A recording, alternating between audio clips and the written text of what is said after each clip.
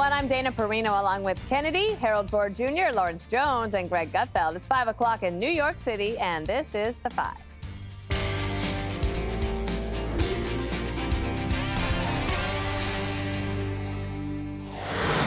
Fox News alert here. Brand new video from CENTCOM showing U.S. forces neutralizing threats posed by the Iranian regime. This as epic fury had its day on Capitol Hill with America's intel bosses answering for it.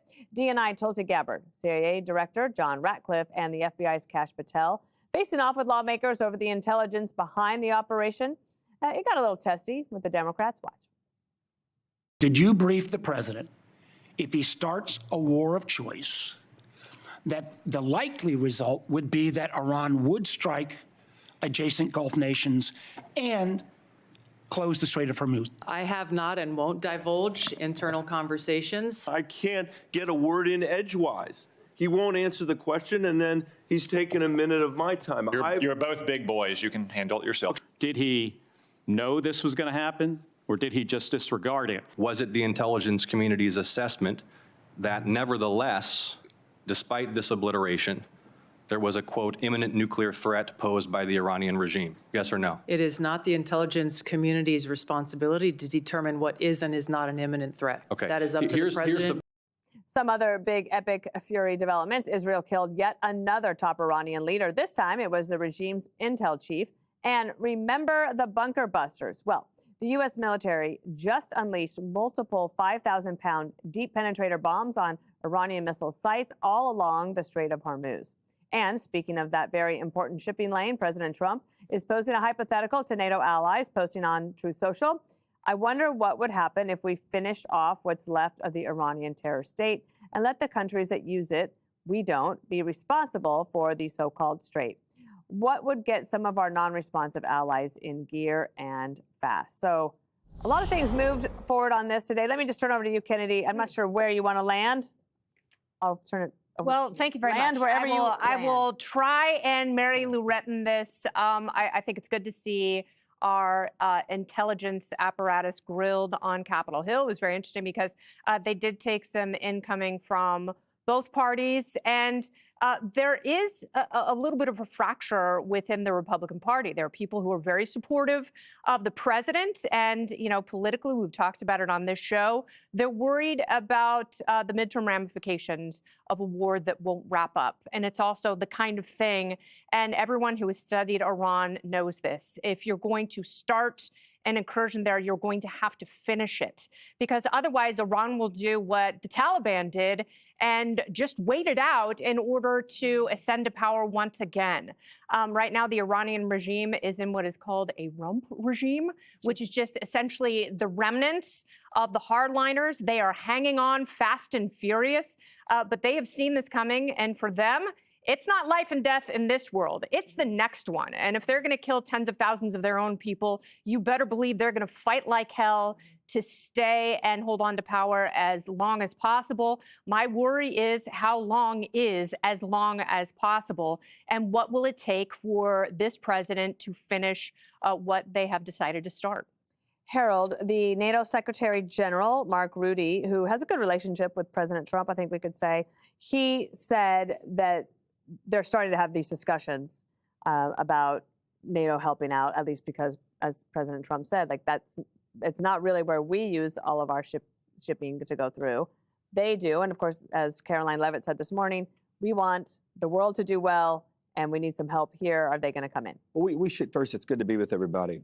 We should be honest. One of the reasons that we want their help is that we need their help. I think the president, when he goes off on these tangents at times and says, we can do this all by ourselves, we need no one, we're the United States, we're the most powerful country in the world. We are indeed the United States. We are indeed the most powerful country in the world. And we have the most important and powerful military in the world. But we need their help. Why? Because the oil market is a global market. We've essentially taken 10 million barrels of oil a day off the global markets. We use 100 million as a world. We use 20 million of it a day, and the Chinese use between 10 and 12 million.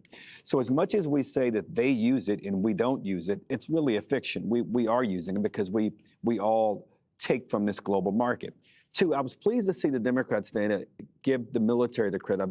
Many of us around the table, I include myself, And it's in saying this is not the time. Joy was on a few days ago, Joy Jones saying, and I agree with him, this is not the time to not be funding our military, to not be supportive of our military in every which way, which is one of the reasons I think you have to open the Department of Homeland Security as quickly as you can, and whatever blame comes my party's way or the Republicans' way, let it fall. But that agency needs to be open. I thought the oversight questions asked by some of the committee members, particularly the Democrats, and I didn't see all the Republicans, I assume they asked some of these questions as well. And if you listen to Kennedy's answer, which you have to believe that there are some Republicans who have questions about this. The first is, how imminent was the threat? We probably should ask that maybe a little bit later, but I do think that question is a legitimate question, considering that Ms. Gabbard evidently omitted some of this from her remarks because she said she was rushing through her testimony. Two, do you believe, and I didn't hear Mr. Ratcliffe answer, do you believe we're going to have to put ground troops on the ground to recover the uranium if we get to a point where regime change is indeed something we can look forward to? Finally, I was in Congress when we had Intel come before saying that when your old boss, and we were in the Congress trying to decide, should we give the president the authority to go into Iraq?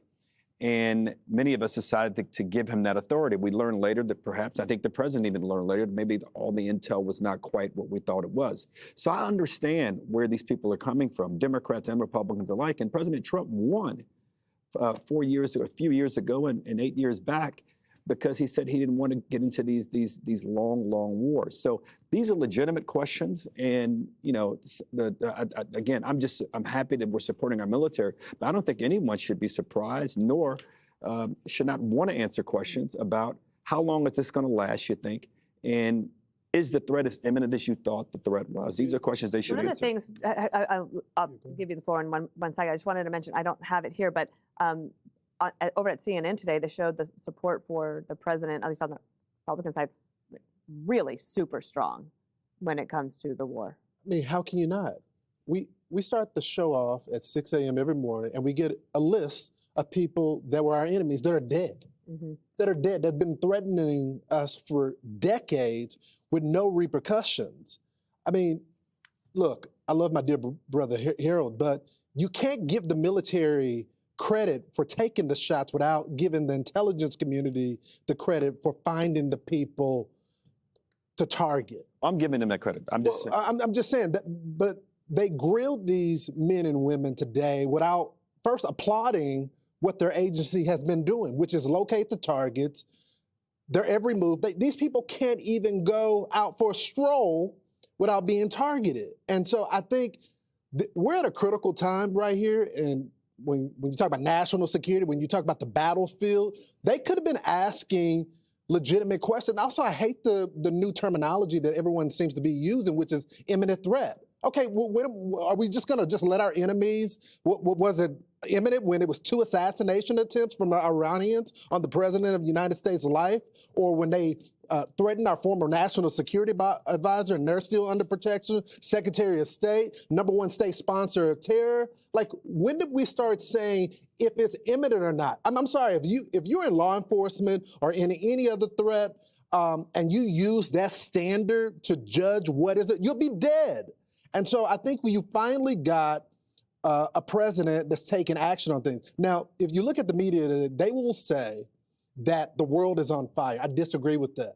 When you look at Cuba, when you look at Venezuela, when you look at Iran, you see liberation in play. Kamala Harris was supposed to deal with the root causes for why people are immigrating to America. You got a president that got rid of the root causes, which is their oppressive leaders right now. So, I mean, I just wish, I understand that is Congress and half of their job is theater. But when you have some of the most pressing issues going on in the world, you would think they would be asking serious questions. I don't mean to interrupt you or Greg, but it was President Trump's own counterterrorism director that talked about the imminence. So that's where I was coming from. And I think those questions are legitimate questions to ask, and your answer is a powerful answer. But there was a Republican who resigned from his job working for the president, who is a MAGA supporter who invoked the word imminent. So that's where I was coming from. That guy's a crook. And I mean that in a character way, not in a legitimate, like he doesn't steal things, but he's a crook. Go ahead. All right, so I don't like criticizing people who are anti-war because at some point I'm going to be in that corner. Like if we decide to invade Greenland, I'll probably be against that. But I wonder about the motivation here, not among Republicans, but among Democrats, and how quickly they've galvanized, given the success and the effectiveness of the last 2 weeks. And the people that are so much against it are these once outspoken hawks that were like, let's go in, let's get Iran, and now they're not. At least Republicans have been consistently anti-war, the lot that you hear from. But you can't get much better a result than what you're seeing now in so short of a time. And it's exactly what Dems would wish they could have done if they actually had done it. So my feeling is most, if not all, the opposition has nothing to do with principles or results. It's just because it's Trump. It's the only reason they're against something now that they were once for. Iran is now in the same irrational bucket that they put RFK Jr. in Elon Musk. They loved RFK Jr. He was suing corporations like what was that oil company? Big Pharma. You name it. Monsanto. Yeah, it's Monsanto. They loved Elon Musk, who made electric cars cool. And then, of course, they're somehow correlated to Trump early on. They are hated. Iran was hated, and now it's linked to Trump. Now they're the victims, even though they've killed 30 to 40,000 of their own supporters. I'm not supporters, citizens. But you see my point. Imagine your house is on fire, and firefighters come to save your family. They do. But you're mad because those firefighters voted for Trump.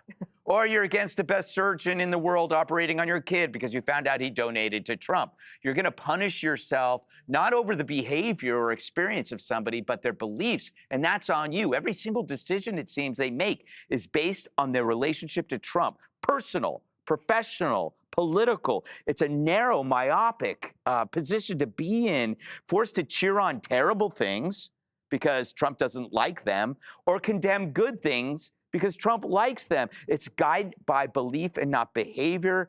How do you explain Joe Kent? Joe Kent, how do I explain him? They say he's crazy. I just look at his tweets. Yeah, the past. I look at his tweets. I mean, they're totally contradictory. Exactly. That's what I'm saying. There's something. Well, maybe he just changed his mind, though, Greg. I mean, I hear you. My only point to you guys, I think everything you're saying, there's a legitimate point to it. But the reason we're having this conversation is because the Strait of Hormuz is closed.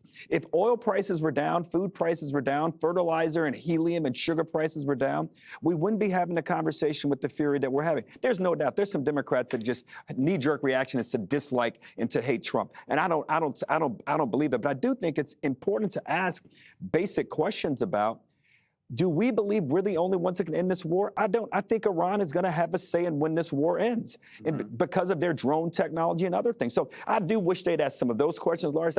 Again, you and Gregor, I don't like all of the Trump's terrible. The hawks in my party who like the war, who are not opposed to war but just don't like it because of him, put those guys to the side. But there are legitimate questions, and I think Kennedy raised some of them, and I'm trying to raise some of them. And I don't just dismiss Mr. Kent because this guy. I didn't bring him up. You did, and that's my gut. My gut feeling is that there's something up there. You could be right. Also, don't forget, one of the big things that is emerging is this criticism that started early on in the war, which is that Israel made Trump do it.